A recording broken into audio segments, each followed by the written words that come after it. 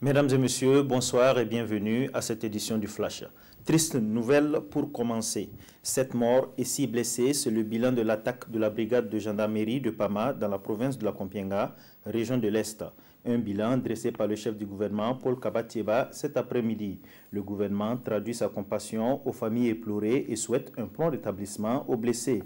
Le Premier ministre réaffirme la détermination de son gouvernement à combattre le terrorisme.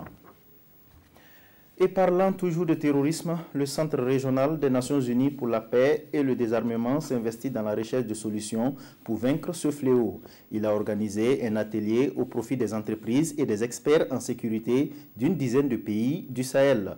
Cet atelier porte sur les nouvelles technologies comme moyen de sécurisation des stocks d'armes et de munitions dans les pays du Sahel. Objectif: éviter que les groupes terroristes ne s'approvisionnent à partir des stocks d'armes et de munitions des forces de défense et de sécurité.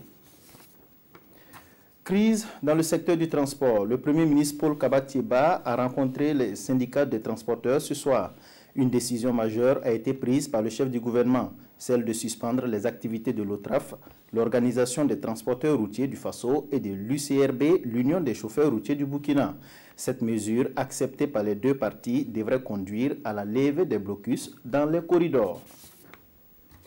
Intéressons-nous à présent à la campagne cotonnière actuelle. Une équipe de l'UNPCB, l'Union nationale des producteurs de coton du Burkina Faso, a visité hier le champ d'un producteur modèle à Karangasso-Sambla, dans la région des Hauts-Bassins. Objectif: constater de visu l'évolution de la présente campagne et encourager par la même occasion tous les producteurs de la région. Sur le terrain, la campagne se déroule bien et le champ visité présente une bonne physionomie. La récolte escomptée sur ce périmètre de 20 hectares est de 30 tonnes. Au Mali, une frappe menée dans la région de Ménaka, au nord du pays, à la frontière du Niger, a tué un responsable djihadiste et 2 civils ce dimanche, a indiqué l'état-major à Paris.